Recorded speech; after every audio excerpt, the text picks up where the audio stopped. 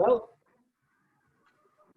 ladies and gentlemen, good morning from Washington, D.C. I am Paulo von Schirach, the president of the Global Policy Institute and the chair of Political Science and International Relations at Bay Atlantic University in Washington, D.C. And it is my great pleasure to welcome all of you to this event that is continuing our focus on African sustainable agriculture, and which has been organized by our good friend, Adam.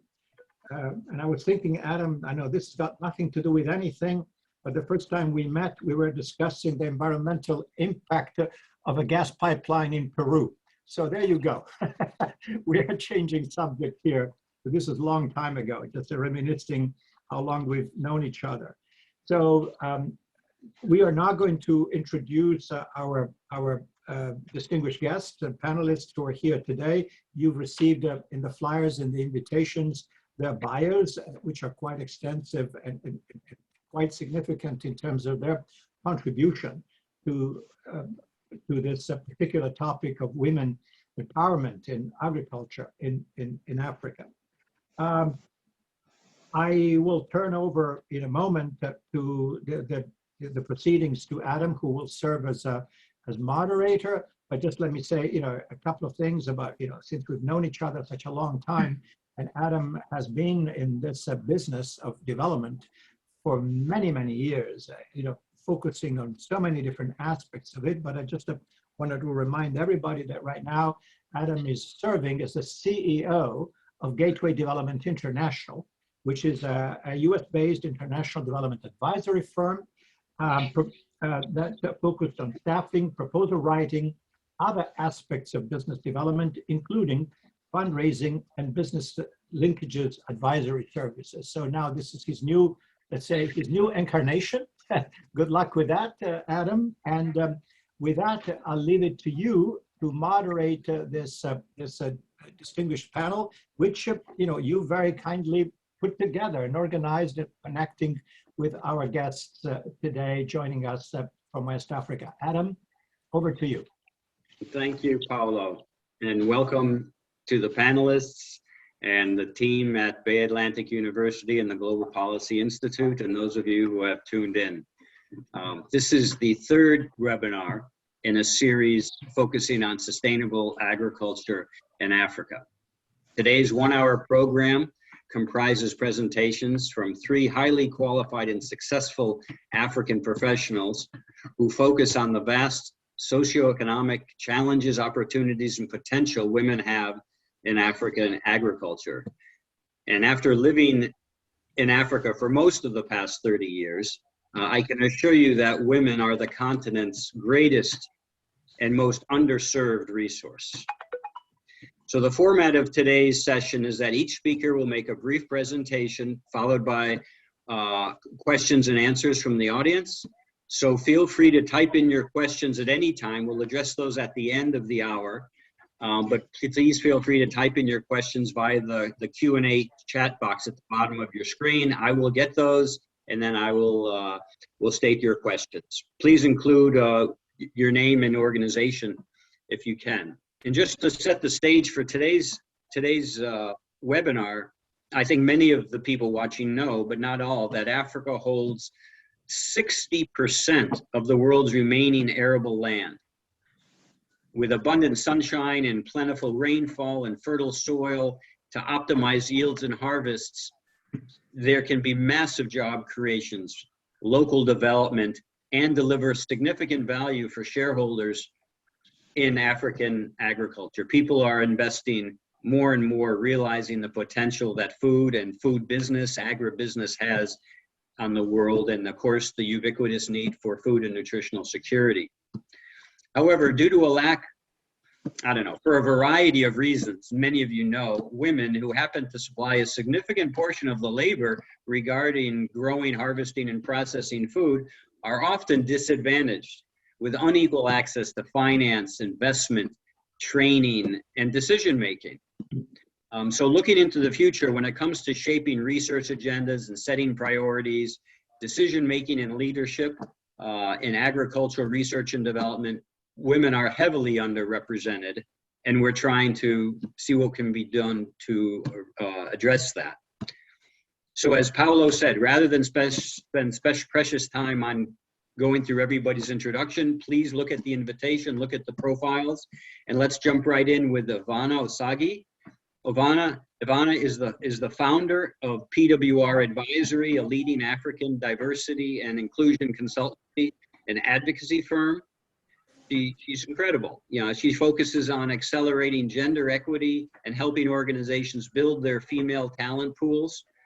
She also coaches women on executive presence and leadership to optimize their visibility in today's competitive business landscape, including the public sector.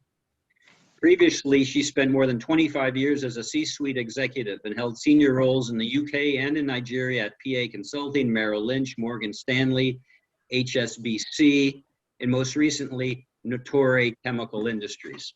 Ivana, thank you for joining us today. I'd like to just start off the question from your perspective, or what do you feel are the top 3 challenges women face in the agricultural sector? Thank you very much, Adam. Good evening, everybody. Really nice to be here with you tonight.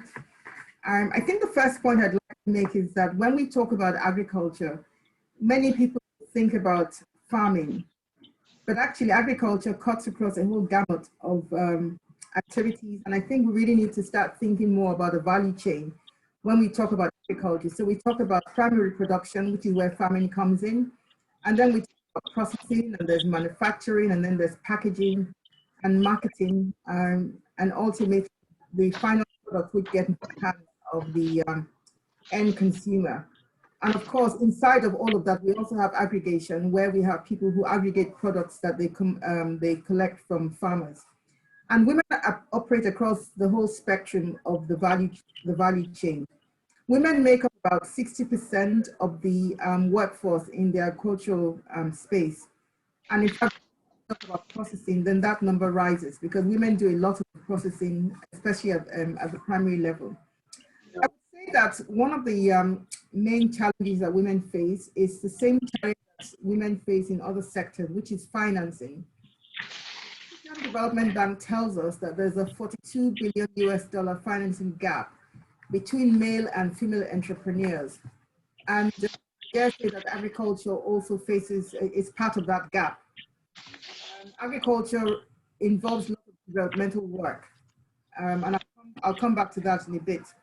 Another challenge that women face is access to land or land rights. In many parts of the continent, women are not allowed to own land. And so the woman doesn't own land, and she therefore does not have that agency that she needs. She's not involved in decision making. She doesn't have any control over what happens on the land. I mean, and you see when she gets into, say, primary production, for instance, and she's investing, she's not have much control over what happens and over the returns on her investment. So that's another challenge that women face as a man. I think something else is the level of sexism. I think culturally, it's quite a patriarchal society. And in many cases, women don't have the opportunity to get involved in enterprise because of the permission from their husbands, for instance.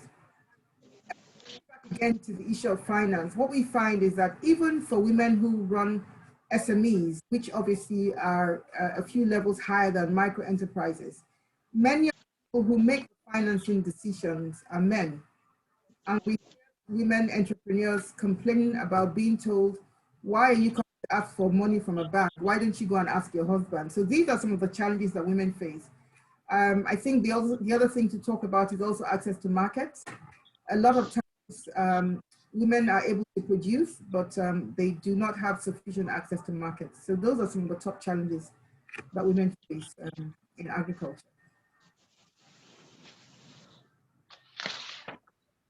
You're muted, Adam. Sorry about that. And these are embedded challenges that have been in place for years. What are some of the things you've seen to resolve or at least start to address these challenges? So I think one of the things that we see is the deployment of technology, because I think technology can make a big difference. say, for instance, mobility solutions, especially as we start to see more climate change solutions come to the fore, women then have more time to in revenue or income generating activities because they're not that much they're not spending too much time. You know, when we talk about smallholder farmers, they don't have to spend too much time walking long distances to get water or labor intensive activities. So they are released from that burden and they have more time to spend on income generation. Another thing that I have seen happen is that we have seen a growth on the in impact investing. We see more deployment of what I would call catalytic capital, which is typically more patient and more risk accommodating. You know, there's a lot of developmental work involved, like I said, when it comes to agriculture. And so when we have programs that are targeted at women and we have investment that deploys patient capital, then women are empowered and are able to do a lot more. There's a lot more focus on gender lens investing as well. So we see that female entrepreneurs are getting easier access to funding than they did, say, 3 years ago. But there's still a long way to go. There's still a lot more that we need to do, you know, to change the space and bridge that $42 billion US gap that exists between men and women. And you know, I know there are examples around the world of almost, you know, in every sector there's a couple of stars, but there are a lot of stars, I believe, in African women. And I'm wondering if there are any examples that you have of women building successful models, and also more importantly, because we're not going to know who they are, and not everybody's an expert in maize or cashew or cassava or sorghum. What do you think are the key success factors that these women had in order for them to get where they're going? So when we talk about success factors, I would say that the biggest success factor women need is persistence, grit.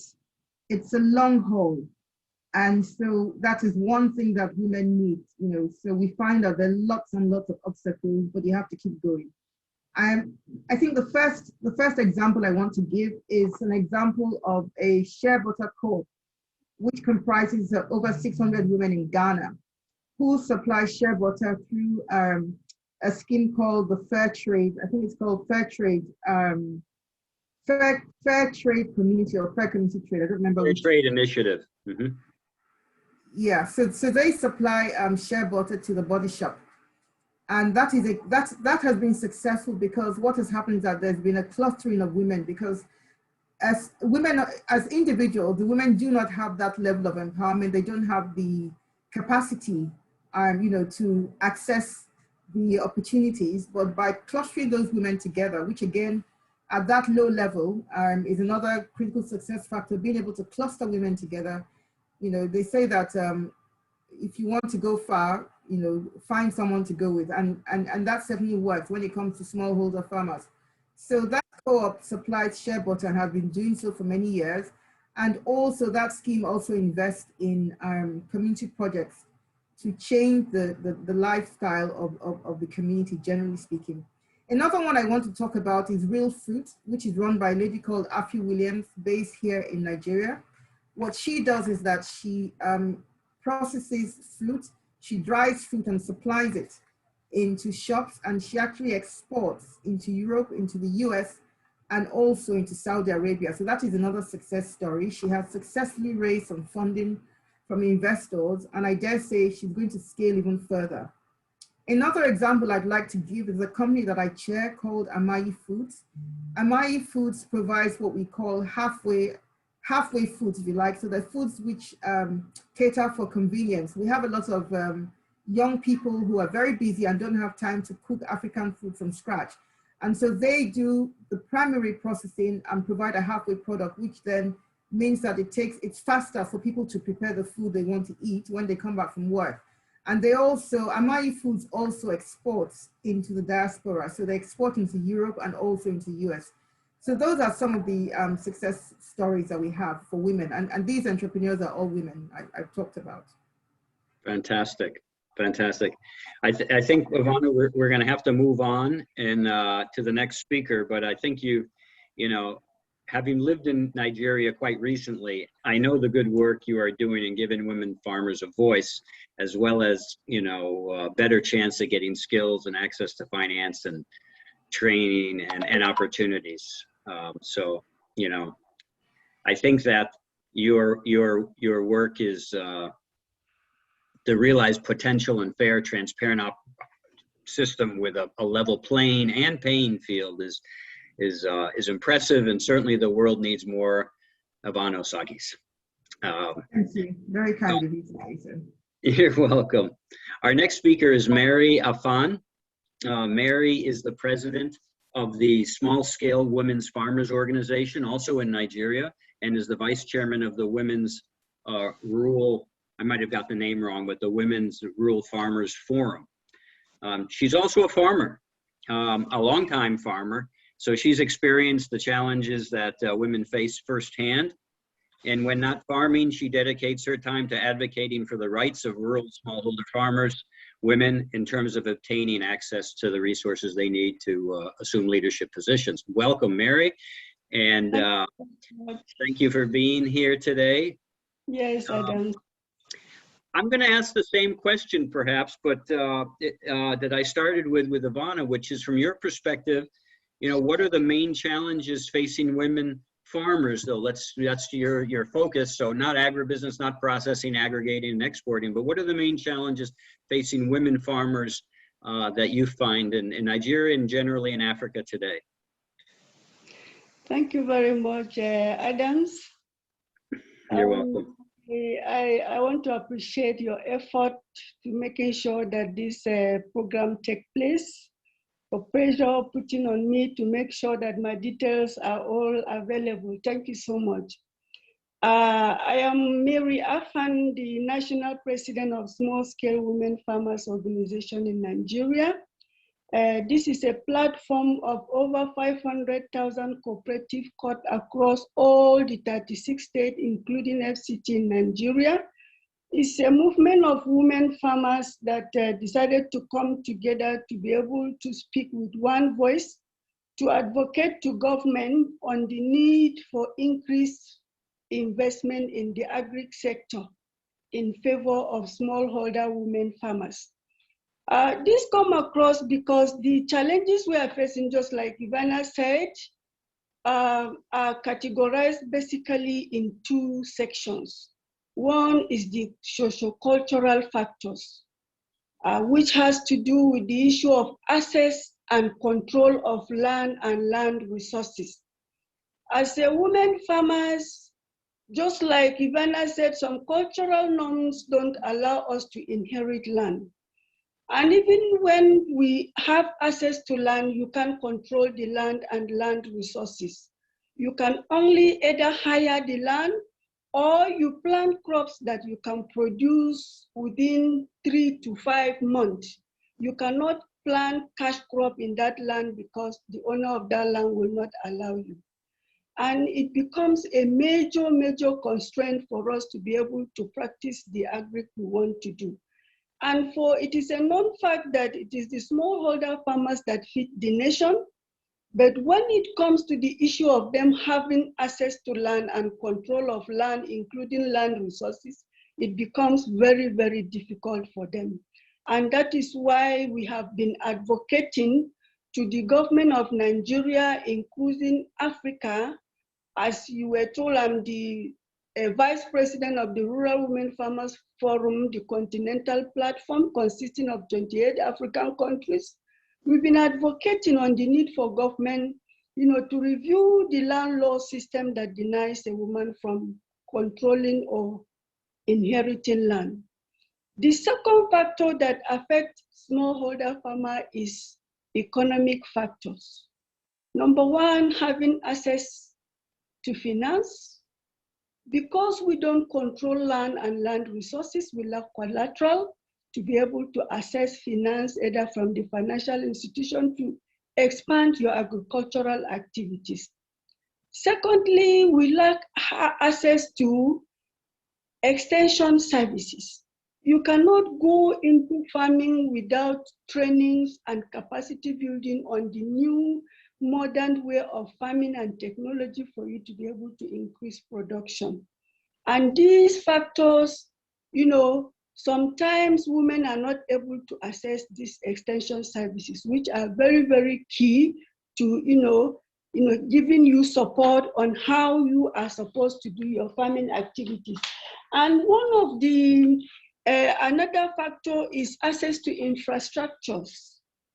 You know, when you are talking of farming, there has to be new technologies, new way of, farming. But as it is now, women continuously use their crude implement to do their farming activities. Am I lost?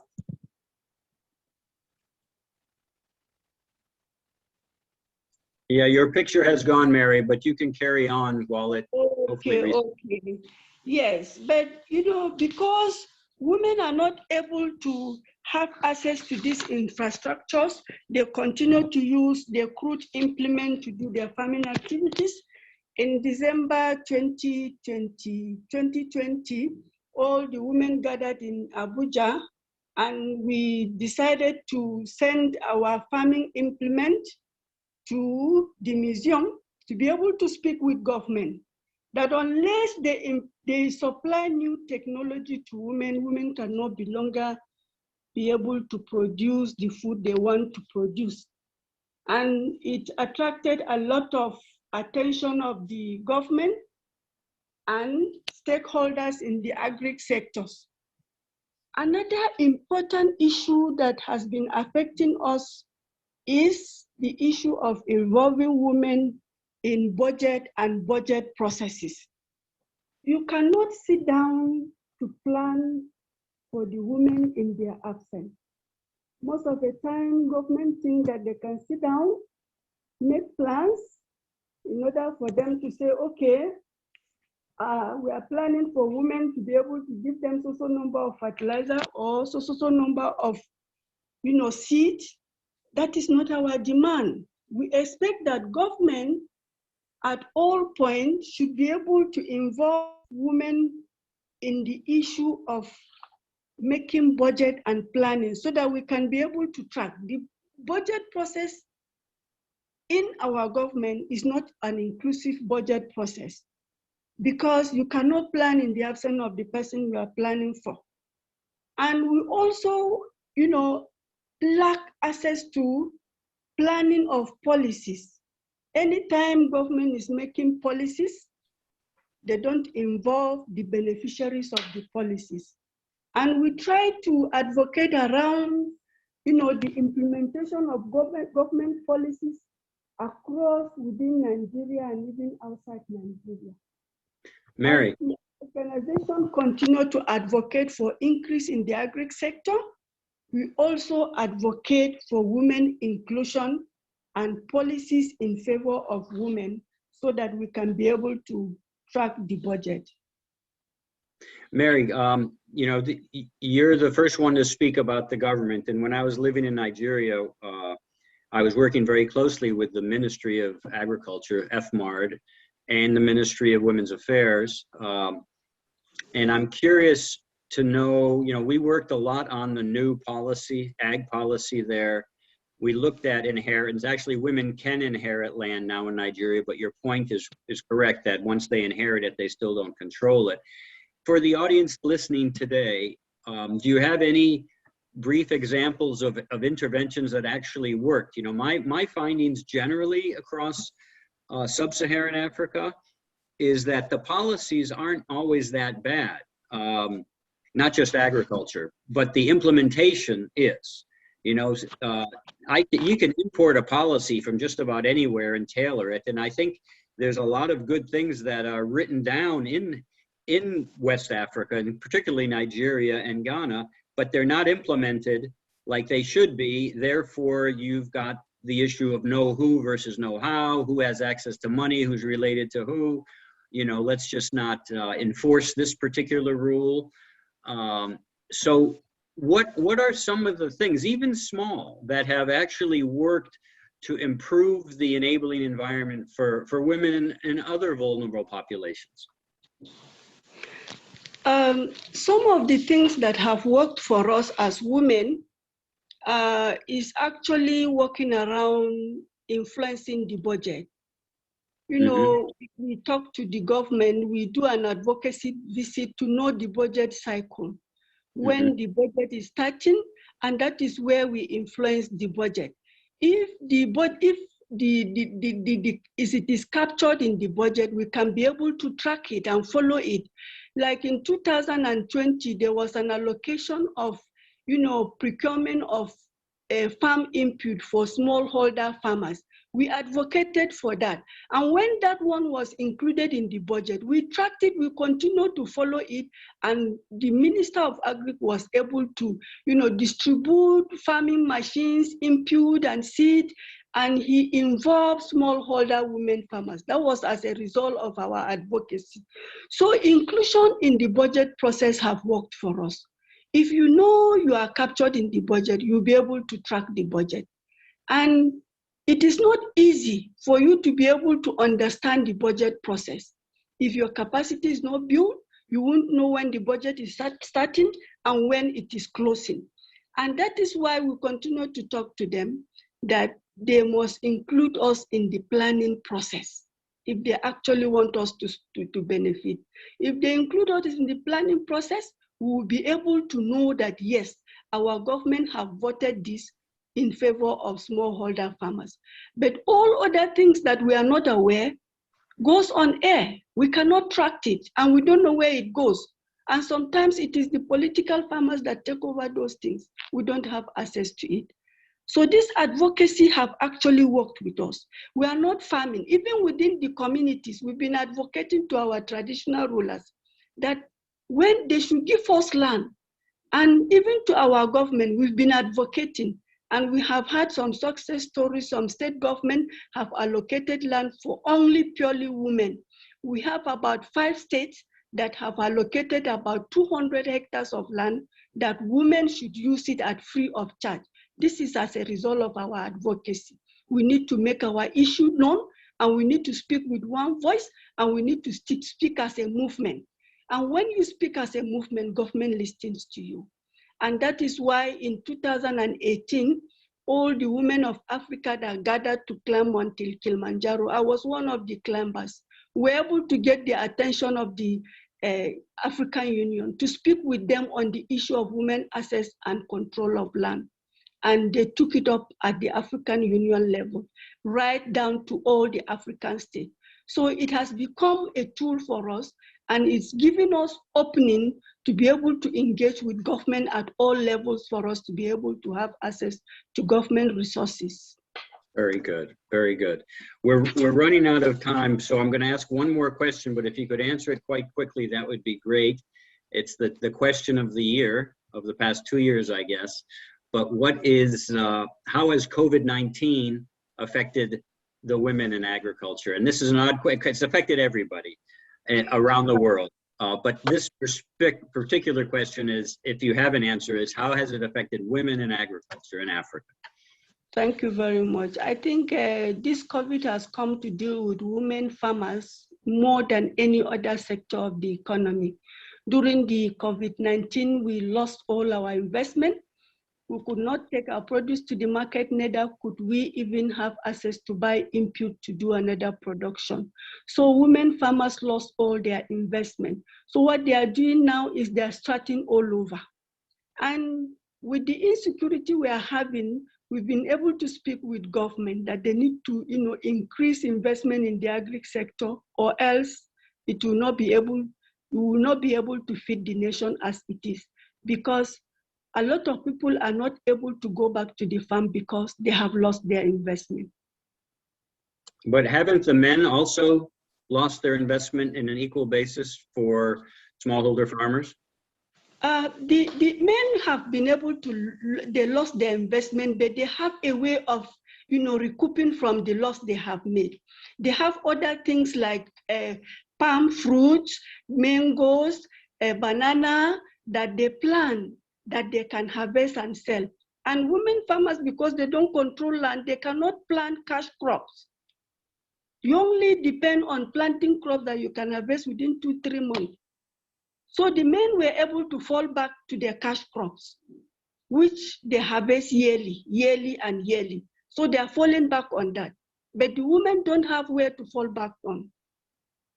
Right. Well, I appreciate that. And your main point about being part of the decision-making, the budget process, and just having an inclusive as well as conducive enabling environment makes a lot of sense to me. You know, I've done a lot of gender work over the years, and I often work with women's groups, and I tell them, well, you need to get some men in here as well.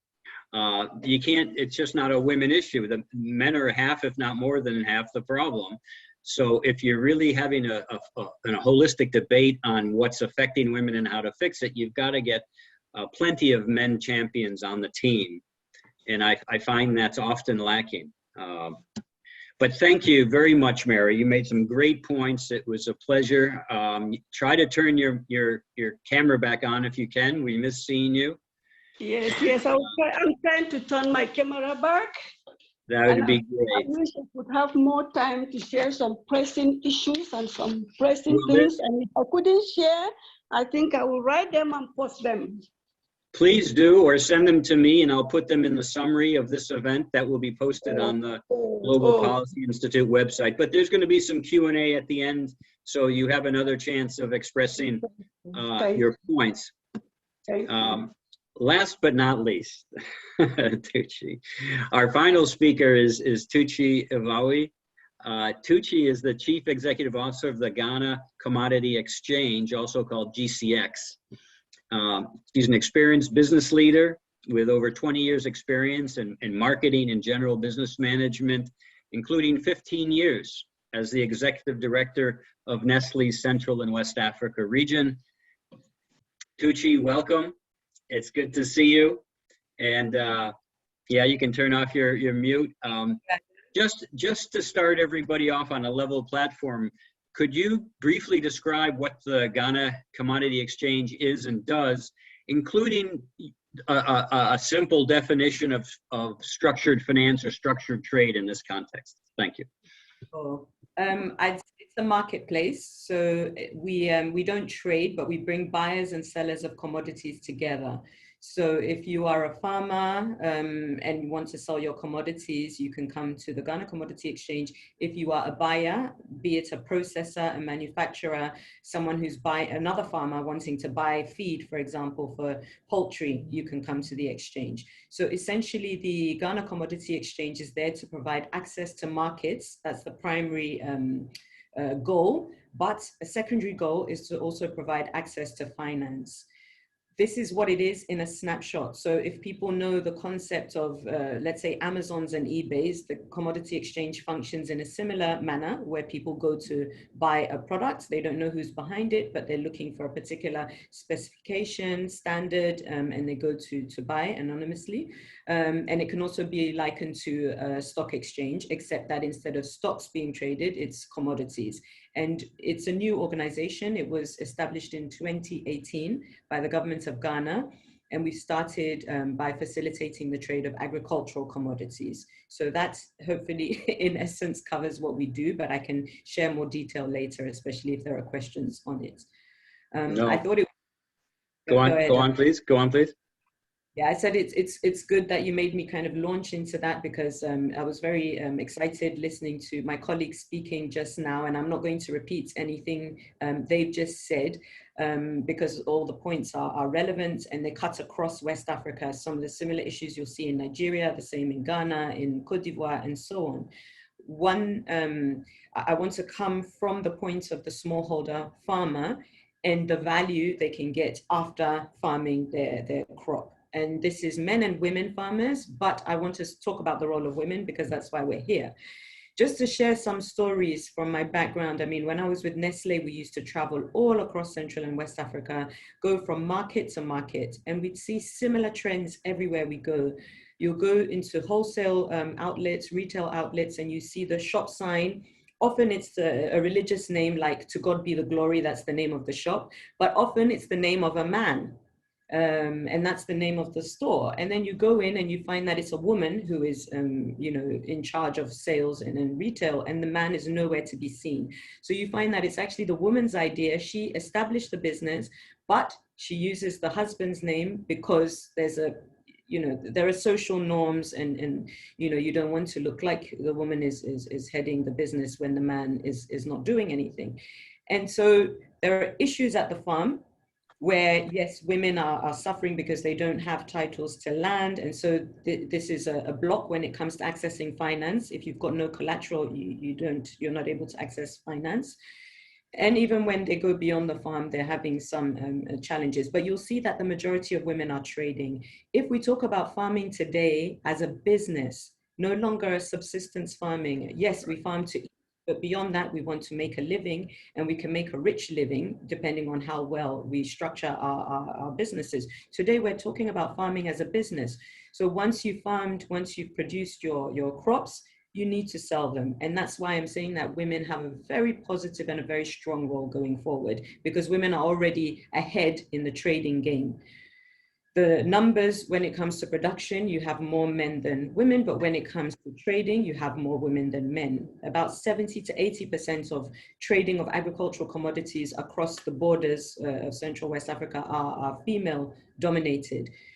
So if women can farm their produce, now they can sell them and hopefully, derive value. And this is one of the roles the Ghana Commodity Exchange comes to play. The program is not designed for women, but it benefits women as much as it does men, because it provides a level playing field. So maybe I can talk about some of the positive interventions and how it's helping women to become more empowered, or let's say to become more enriched from their business, if that's okay. Yeah, that's fine. I wanted to ask you about the GCX, and I know it's open to everybody, but to see what the activity level of women is now and what you expect it to be. I was always surprised when I first came to Africa many years ago, when women in agriculture was subsistence primarily, and when it got into processing or growing, there were certain crops that were women crops, and there are certain processes that were women processes, maybe parboiling rice, for example. But it didn't really make that much sense to me. And nowadays, with mechanization and digitization of of agriculture, and small tractors and remote sensing and smart tractors, the gender divide is less and less and less and less. So I don't, unless it's just what Mary referred to earlier of the social norms and the culture, I'm curious to hear what you are seeing in the trends of women in agriculture and women participating in the GCX. Currently, it's about 30% participation women versus men. I think it's because it's still very early days. I was mentioning the fact that people are bringing agricultural commodities to trade. And when you talk about trading, women are always interested, but it's a slow and steady game. So about 30% of the participants currently are women. When they bring their commodities to trade at the exchange, it's a fully modernized electronic platform. So, and we're very open, it's a membership-based organization, but a large proportion of our current members are smallholder farmers. We've worked with the Securities and Exchange Commission to allow smallholder farmers to become an entrant and to trade on their own behalf. So we're already breaking down these barriers. And so you're finding that smallholder farmers, men and women, are coming to trade using an electronic platform to trade their commodities. So people often ask, but do they, are they able to use computers? Do they understand technology? The point is that we're bridging agriculture and technology, and this is becoming more attractive to the youth. When you talk about the youth, women as well as men are very excited to enter. So we've been, running a lot of road shows, a lot of outreach programs, and you're finding that women are coming up more and more to say that they want to enter into agriculture because they're seeing a future. And I think it's that bridge with technology and agric that's making it. It's becoming a business. It's no longer the grandparents and trying to move from the village because it's a small business. So this is really opening the doors. That's a key message, Tucci. Before the smallholder farmers were trading on your platform, who is doing the trading? Is it usually the industry association, or is it the large aggregators? Both. You have the large aggregators, you have farmer-based organizations doing trading, and they're able to shift a lot of volumes. You have the large processors going directly to farm gate, and this is where they're just taking products from smallholder farmers without paying the correct value. So these are some of the things that we're hoping to see change very rapidly as the exchange is providing access to critical information such as price information on a daily basis based on standards. So no longer, you know, just producing one size fits all commodity. Farmers are getting paid a premium for higher quality commodity. And as they're understanding that, they can ask for better pricing. And here, and this is why it's exciting, because women are very savvy when it comes to trading, when it comes to margins and so on. Having this type of outlet which distributes information freely for all members and all clients of members is really empowering them to say, no, I know that I can get this much for my commodity now. So, you know, they're able to negotiate. So this is on the...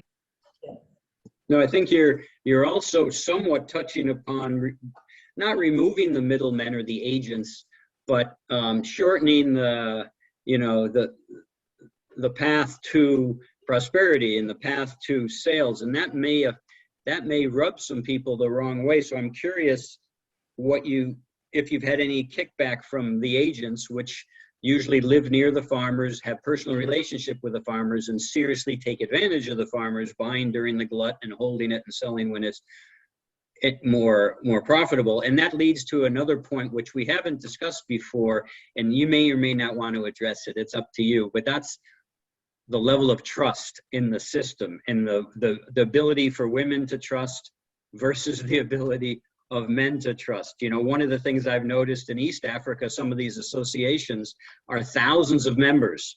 You know, one association in tea, 18,000 members. In West Africa, the co-ops, let's call them co-ops or associations, are much, much smaller, like 25. And that certainly has something to do with trust, but I'll leave that with you if you care to answer it. Okay. I think on the aggregator or the middleman, you know, story, the exchange is extremely open. We try to encourage a free market and say there, you know, this is not the only way. The open market is still there, but this, if you come this way, this is what you'll get. And aggregators are also part of the platform. So farmers who may not be ready to trade on their own behalf or join a commodity exchange can still go through an aggregator or a broker. What it's doing essentially is creating new jobs. So your aggregators or your farmer-based organizations are deciding to set up brokerage firms, and then they're trading on behalf of farmers. So they make money as well. There's a margin, there's a fee for the brokerage services. For the farmers who don't want to do it themselves, they'll take a fee. However, the farmers at least now are informed, because then they become clients of these brokers on the exchange, and they also get the price information on a daily basis at the end of every trading day. So the broker is now working on behalf of the farmer to get them the best prices, but they will also make money. So we're actually not shutting anyone out. We're saying that we're providing a fairer market. And if this is done well, and we start to add other commodities, cash crops, and so on, we're expanding markets for everyone, both the aggregator and the smallholder farmer, because we can link to global markets. So this is the way we're slowly developing this market to be inclusive. When it comes to access to finance, I'm bringing this in now because you also mentioned, you know, the idea of hoarding commodities, selling at a later stage. The commodity exchange allows you to store your commodity and then sell it in a couple of months when the prices are higher, so that you can benefit as a farmer from higher prices. You can do that directly, or you can do it through a broker. But if you're a farmer today, you need cash usually immediately, you know, to start preparing for your next harvest or to simply look after your family, but you also want an equal chance to participate in this type of trading to get better prices. So with the banks, we've developed a product, warehouse receipt financing. So traditionally, where anyone would have to go to a bank with land or house or a car as collateral, to get a loan, if you have your warehouse receipt from the Ghana Commodity Exchange, which is essentially a title to your commodity that's stored in our warehouse, that is the sole collateral you need to access a loan from these banks that have partnered with us. So a farmer who has 20 bags of maize can actually take his warehouse or her warehouse receipt to the bank, get financed for that, sell it, 3 months later, bank loan back, and still get higher margins because the price has appreciated. So this is where we're really saying we're giving equal access to men and women, because all you need is your commodity as collateral. And we're encouraging, right, as an exchange, we have a target to make sure 50-50, there's a 50-50 benefits or representation from men and women in access to finance. So we think this is really going to change the game. It'll take some time for more people to come on board and more banks to come on board, but we've already got a few banks offering this product, and your commodities are now a security. Thank you. We're running out of time, Tucci. I have one more question, but what you just mentioned is, in Nigeria, I had the experience of some banks offering women loans at a lower interest rate because the repayment rate is so much better. And if we could leverage on that, that would be a nice competitive red flag for men. And that's how we react generally. That the question is when women benefit, the families benefit, the children benefit, the community benefits. It's clear. So just a very specific question: if you were the Minister of Agriculture or the President of Ghana, you had the power to do what you wanted, and your goal was to make sure the women are better off financially. Let's just make that the goal. It's finance, improve livelihoods through greater profitability in their farms, and where the benefit's going to go. So what has to happen? I mean, what would need to change? Be it a government, be it the women, be it the men, be it the climate change, maybe some things are not controllable, but what are the things that would have to change that would have the quickest and most sustainable impact on improving the revenues of women in agriculture? I think it will go back to history and what both Ivana and Mary have mentioned about ownership and land ownership. Because once you have stock of your produce, I 100% believe that women can possibly generate even more revenues than men, because they are that commercial, and that commercially savvy in this part of the world. But if they don't have access or ownership to the land in the first place, they suffer. When we talk about things like access to inputs and so on, if you're already starting on a level playing field where women are owning the land and they essentially own the farms that they're producing from, they will get these access to inputs the way that it's being run, at least in Ghana. So you're kind of taking it all the way back, and I think that will have a ripple effect across the chain. Thank you very much. Sorry. Tucci, really appreciate you being here. I think you're really breaking some ground there in Ghana in being able to collateralize these agricultural commodities and through the exchange. And based on the experience I've had working with Osagie, in the AFEX exchange in Nigeria and Ethiopia and Kenya and South Africa, I think there's potential for the exchanges to somehow connect at some point and even broaden the marketplace if we can get the cost of transport down, which is way inflated these days due to a lack of competition. But thank you very much. That concludes the presentations, the formal presentations. And with the remaining time left, as we said, let's open it to the floor to see if you have any other questions. Let me just look and see here. Here's I don't know who it's from, but this is a question, I guess, to any of you, which is about the opportunity to transition from subsistence agriculture to profitable agriculture, and the size of the farm. The question is about what is there a certain amount of land, is there a certain amount of skills or a certain amount of money required to be a commercial farmer? Of course, it depends on the value chain, but versus what's the situation with the large commercial firms that have 500 hectares or something like that and are producing for the big players, the Nestle's, the Unilevers, et cetera, versus how can smallholder farmers ever get the voice and ever afford to be commercial? Open question to any of you if you'd like to answer. Who wants to go first? Ivana? That has got to be a trick question, really, I think. I mean, the commercial, what happens many times is that you have, it's not an or, it's an and. So you have the commercial farmers working with the smallholder farmers. I mean, for instance, I run a seed company, and what I did was I had outgrow farmers, and those were the smallholder farmers. So I would give them inputs, you know, I would give them fertilizer, I'd give them seeds, I'd provide extension services, education for them, and at the end of the season, I would buy their crop. So I think, you know, by them interacting with the commercial farmers, they get hungry because they see the success. They get curious, they want to learn. And by working with the commercial farmers hand in hand, they also grow over time. So I think that's one way that smallholder farmers can grow. You know, I think the other thing also is, I think Mary mentioned this, is really about deployment of technology as well. Because many times, you know, they're using, it's very labor intensive, they're using old practices, education, technology, and I think working with commercial farmers helps them to scale. So I hope that answers the question. Yes. Anyway. Mary or Tucci, anybody want to add to that, or is that okay? Yeah, what Ivana said is actually true.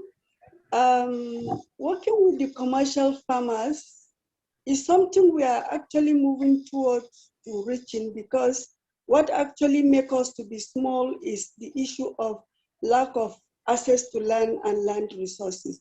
So what we normally do is, when you produce crop, you have the commercial farmers that, you know, sometimes they know the particular type of crop they want. So what they normally do is they come to our organization.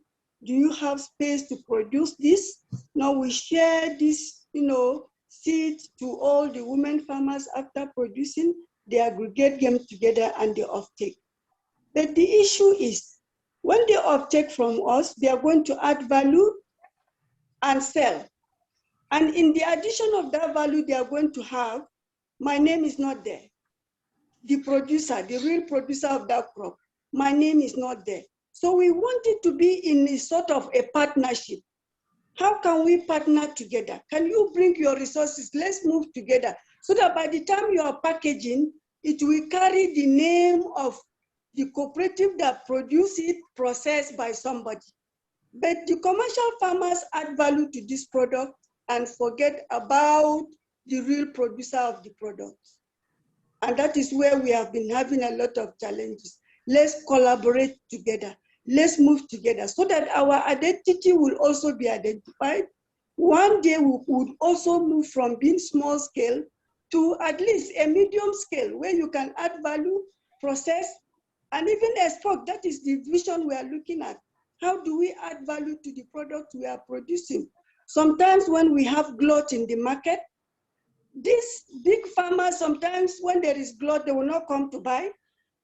You are allowed to stay there with it, but if you can add value, you can keep it and sell it at a time you want to sell. So let it be a collaboration together so that we can both build each other to a certain level. As it is now, we are working for the, you know, the big farmers. Thank you. Thank you, Mary. I have another question about cooperatives and farmers associations. And again, the question relates to how do you get more voice to the smallholder farmer? You know, entrepreneurs in any sector are fiercely independent, and it's hard to get the SME, MSME voice anywhere that I've worked in the world.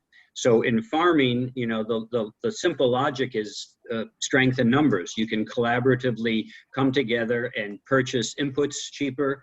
You'll have more of a voice in negotiating the sale, and perhaps more of a play with the off-taker in terms of the off-taker providing some input finance or some training, et cetera, et cetera. But the farmer associations and SACCOs and things like that that support the farmers are relatively small in West Africa, and wondering why that is the case. And is there potential for these to get even almost a community block farming model where individual farmers will still own their individual 0.25, 0.51 hectare, but they'll come together and put together 500 hectares that are contiguous, and therefore you now need one tractor that can go through everybody and you share the cost, etc. What needs to happen to make these co-ops stronger and more impactful? Anybody? Just like I shared, what we are actually doing with our government, because the reason why you have these women in fragmentation is because they don't have the land. They have their land they will give them small 0.1 hectare here, 0.2 hectares there. So it's not easy for them to bring their land to one place because the land is not movable. But if government can allocate land to this cooperative, it can give them vast hectares of land. And that is what we have done in Nigeria. We have about 5 states that the government have allocated more than 200 hectares to women. And tractors used to come there and share it according to cooperative, and they do their farming. And in fact, a lot of investors are coming to uptake their crop because it is in one place. And that is what we are looking for. We are actually advocating to government. Since these women are not able to have access and control land, government have land. This land should be allocated to women so that they can do farming according to their cooperative. That is what we are advocating now. And by the grace of God, in all the 36 states, we are going to have cooperative land for all the women farmers in those states. Excellent, excellent. Tucci, let me ask you the final question because we're pretty much out of time. And that question is about extension. It was mentioned earlier, and again, my experience in public sector extension services is not particularly impressive as around the countries I've worked in. There's far too few extension agents. They're usually trained in a general agricultural specific curricula. So if someone has a specific problem with palm or sorghum or maize or rice, they don't have that specificity, or livestock or poultry, etc.